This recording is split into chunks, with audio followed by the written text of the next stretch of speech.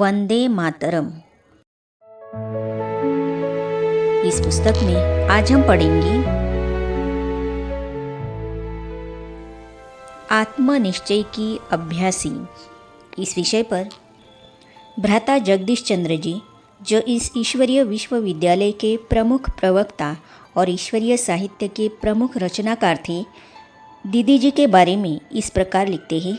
तो चलिए आज हम इसे पढ़ते हैं। वे सभी को आत्मिक स्थिति और ईश्वरीय स्मृति के अभ्यास की टेव डालती थी। यदि कोई व्यक्ति बीमार होता और लोग उससे बीमारी की बार बार अधिक चर्चा करते, तो वे उन्हें कहती कि इसे देह की अधिक याद न दिलाओ।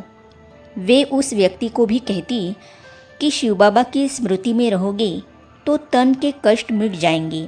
स्वयं भी जब वे अस्पताल में थी तो ईश्वरीय स्मृति में ही थी और डॉक्टर को कहती थी कि तन को कुछ होगा परंतु मन ठीक है।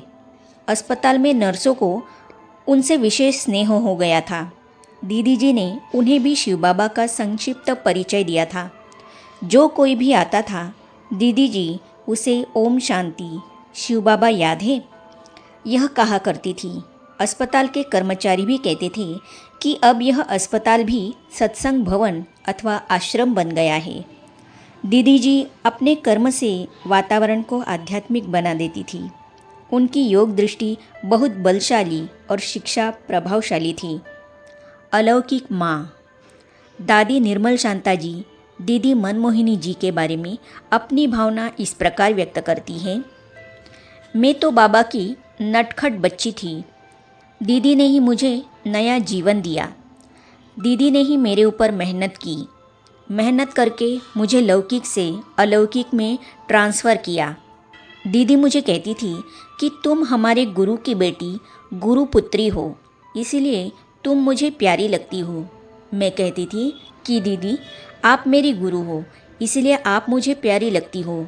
मैं तो उनको अपनी अलौकिक माँ मानती हूँ, क्योंकि जो ज्ञान देने के निमित्त बनती है उसको अलौकिक माँ ही कहा जाता है ना। बाबा की सपूत बच्ची दादी चंद्रमणि जी ने दीदी जी के प्रति श्रद्धा सुमन इस प्रकार अर्पित किए हैं कि दीदी में एक विशेष गुण था कि वे गुण ग्राहक थी, सबसे गुण ग्रहण करती थी। वे सबसे यही कहती थी कि यह आत्मा बाबा की बनी है, अर्थात इसमें कोई न कोई विशेषता ज़रूर है। तब तो बाबा ने इस आत्मा को किसी कोने से ले आकर अपना बच्चा बनाया। ऐसे वे हमेशा हर एक की विशेषता देखती थी।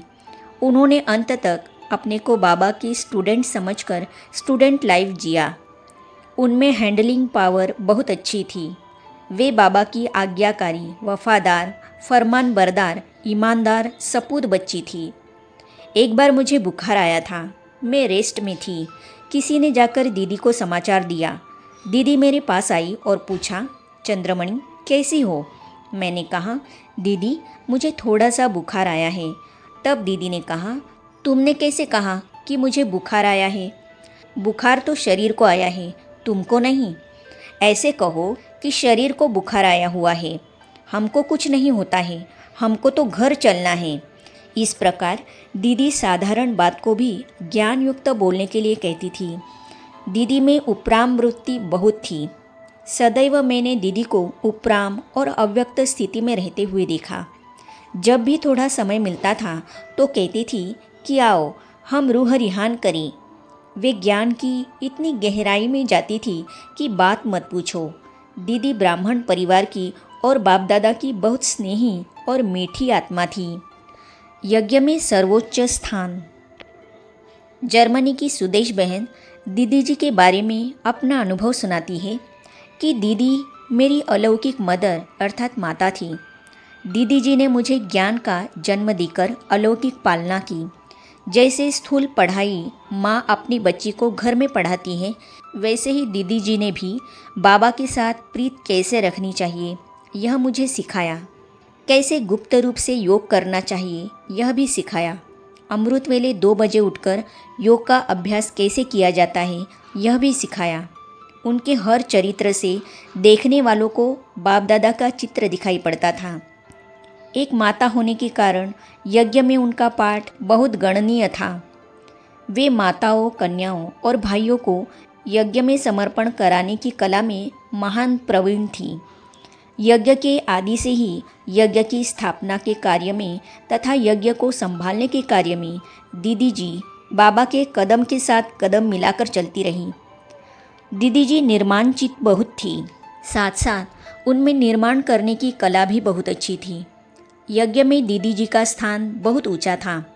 जितना वे ऊंचे स्थान पर थी उतना ही विनम्र भी थी, मालिक भी थी और बालक भी। जब उन्होंने अंत में लंदन का दौरा किया उस समय हम सब ने जाना कि वे बाप दादा की सारी शिक्षाओं की साकार धारणा मूर्त थी। उनमें यह विशेषता विशेष रूप में थी कि पहले खुद धारणा करती थी, बाद में दूसरों को कराती थी। उनकी शिक्षा ऐसी होती थी कि सामने वाले को लगता था ईश्वरीय नियमों का अनुसरण करना बहुत सरल और सहज है। दीदी में निवारण एवं निर्णय करने की शक्ति बहुत थी। भगवान के साथ अलौकिक सर्व संबंधों को निभाने में वे प्रवीण थी। मालिक बाबा के साथ बालक बनकर के रहना और उसको अपना बालक बनाना, यह दीदी जी की विशेष खूबी थी। बाबा के साथ उनकी मित्रता अलौकिक और अनोखी थी। अब घर जाना है। दीदी जी अपने स्वास्थ्य की जांच के लिए मुंबई गई थी। वहाँ डॉक्टरों को मालूम हुआ कि एक ट्यूमर है जो कि क्रूर नहीं है बल्कि अक्रूर है। डॉक्टरों की राय के अनुसार दीदी जी का ऑपरेशन हुआ। ऑपरेशन के लिए जाते समय भी वे योग युक्त, प्रसन्नचित्त एवं प्रफुल्लित थी।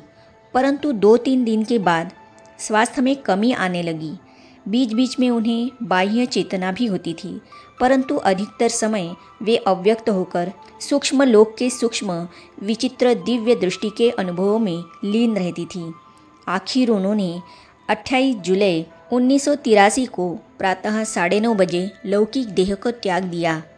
इस विषय में दादी गुलजार जी अपना अनुभव सुनाती हैं। जैसे हमारा बाबा विचित्र है, वैसे यह ड्रामा भी बहुत विचित्र है।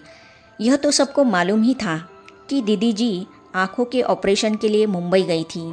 जब वहाँ उनके स्वास्थ्य की जांच शुरू हुई तो जांच के दौरान मस्तिष्क में एक छोटी सी गांठ दिखाई पड़ी। डॉक्टरों का विचार था कि इसका ऑपरेशन करना ज़रूरी है। दीदी को पहले से ही ब्लड प्रेशर और शुगर की बीमारी थी। डॉक्टरों ने यह भी कहा कि ऑपरेशन बड़ा है लेकिन कोई जोखिम वाला नहीं है। दीदी जी अस्पताल में दाखिल हो गई। ऑपरेशन होने के 2 दिन पहले मैं भी मुंबई पहुंची थी। जब मैंने दीदी को देखा तो दीदी एकदम निश्चिंत थी। ऐसे नहीं कि उनको पता नहीं था कि ऑपरेशन होने वाला है। उनको सब पता था कि गांठ का ऑपरेशन होने वाला है, वह बड़ा ऑपरेशन है। फिर भी वे कहती थी कि क्या बड़ी बात है, ठीक है ना, बाबा बैठा है, बाबा जानता है। वे बिल्कुल ईजी अर्थात सामान्य और सरल और निश्चिंत भी थी। आगे हम पढ़ेंगे मेरा क्या है, सब कुछ बाबा का ही तो है। तो इन अनुभवों को हम पढ़ेंगे अगली कड़ी में। तो ये जानने और पढ़ने के लिए इस चैनल को सब्सक्राइब कीजिए और हाइप कीजिए ताकि आने वाली सभी वीडियो और अब तक की सारी वीडियो आप तक पहुंचती रहेगी। ओम शांति।